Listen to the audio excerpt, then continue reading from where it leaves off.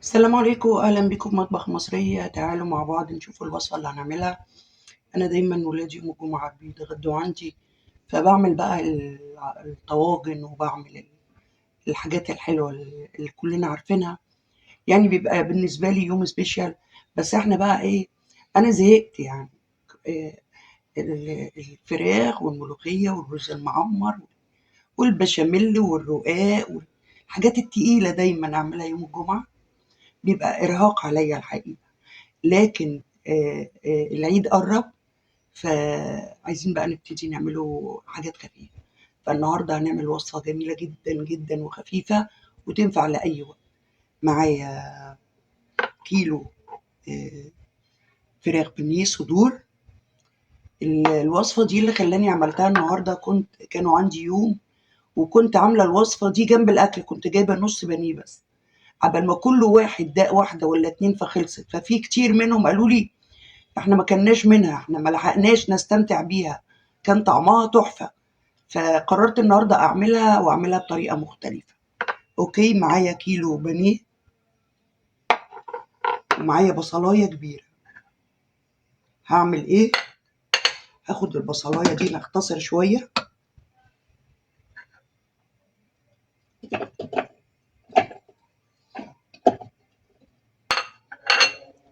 أضربها في الكبة. بعد ما ضربتها في الكبة، أنا بصفيها، أنا عايزة البصل بس مش عايزة السائل. صفيتها. طيب أنا صفيتها وكله تمام، حطيت البصل في البولة. أنا هستغنى عن مية البصل. آخد بقى اللحمة. لحمة إيه؟ دي فراخ. الفراخ أضربها برضو في الكبة. طيب ضربنا الفراخ في الكبة، والبصلة خليتها ناعمة جدا وصفيتها علشان المية البصل ينزل ميته. حطيت معلقة ملح، وطبعا براعي الملح اللي أنا هحطه في البهارات.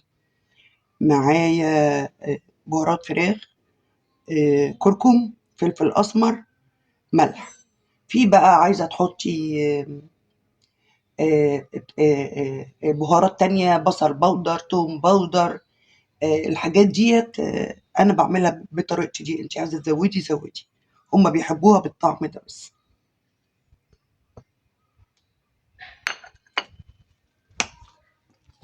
طيب انا شكلت الكفته خلاص.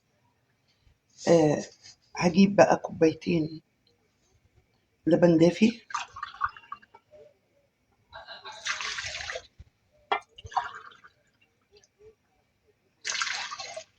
ادي كوبايتين لبن دافي، معلقه خميره،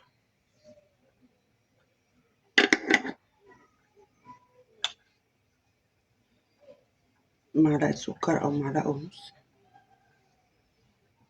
زي نص كوبايه زيت. انا بحطها كده بالفيلينج يعني، ما تعملوش زي. اقلب بقى الخميره مع اللبن. انا بحب دايما اختبر الخميره بره قبل ما احط الدقيق. والماده السايله دي مش كلها الماده السايله، اسيبها بس كده 5 دقايق 10 دقايق. طيب الخميره اتخمرت بقى بالشكل ده، الفقاقيع اللي عليها. مننساش طبعا نحط ذره ملح. انا ما احطش الملح مع الخميره، بحطها بعد ما تتخمر. اوكي، معايا بيضتين.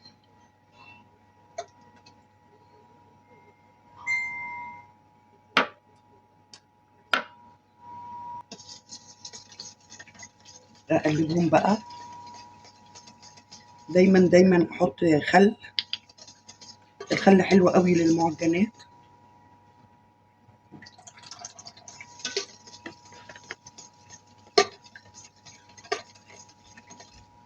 معايا كيلو دقيق.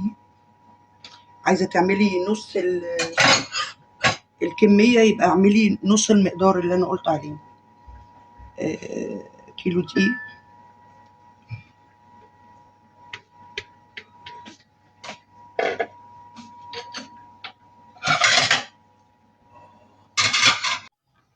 طيب احنا عجننا العجينه.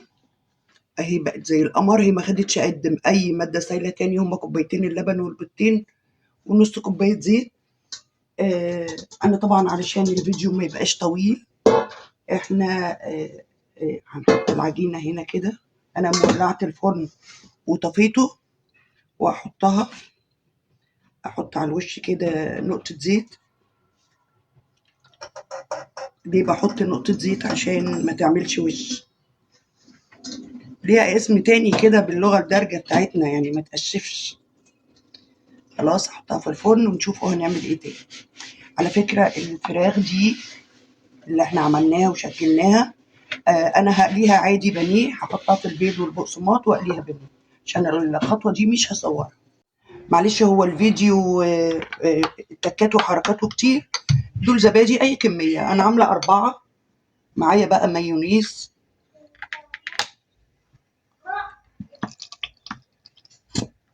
انا هحط كميه كده بايلك.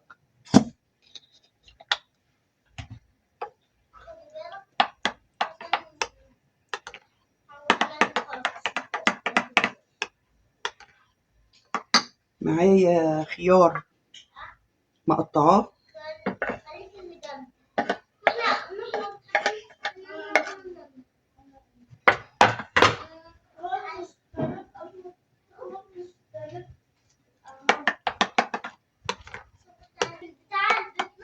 مش بيتحط له ملح ولا حاجه. ادوق بقى كده.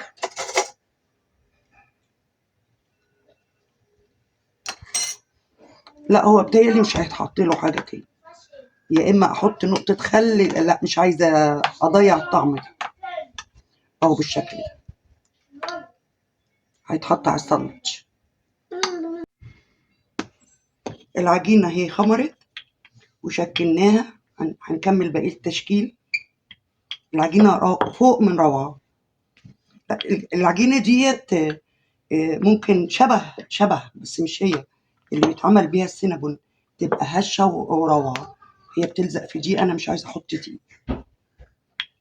العجينه فوق من رائعه. هعملها كده. اوكي في دوشه حواليا معلش.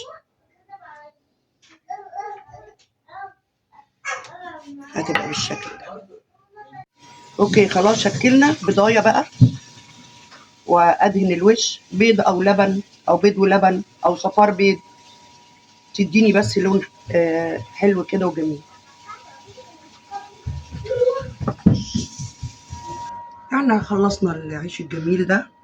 هي التطبيقه الحقيقه دي تطبيقه الوصفه كامله بتاعتي، حتى العجينه بتاعتي. التطبيقه دي تطبيقه ناديه السيد. الحقيقه عجبتني وطلعت ناجحه. العيش في منتهى الجمال. نعمل ايه بقى؟ نحط كده او 1.5 يعني عشان المقدار يكفي. احط طماطم، يعني كل واحد يعمل اللي يعجبه. ممكن مايونيز بس.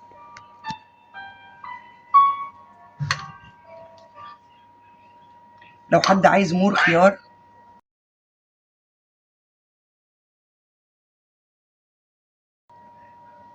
ولا نحط خس.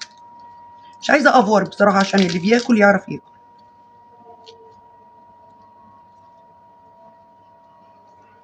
بالشكل ده سندوتش عظمه. طبعا احنا هجمنا، عملت سندوتشات وهجمنا على السندوتشات كلناها، ونسيت اعمل الفينش بتاع الفيديو. انا بعتذر لكم طبعا، يوم الجمعه بيبقى عندي دوشه في التصوير، بس ربنا يخليهم يعني. عملت معاكم احلى سندوتشات واحلى عجينه هشه واحلى تشيكن رولز. كنت معاكم من مطبخ مصري. بحبكم كلكم. باي باي. ما تنسوش لايك شير تفعيل جرس يوصلكم مني كل جديد. باي باي.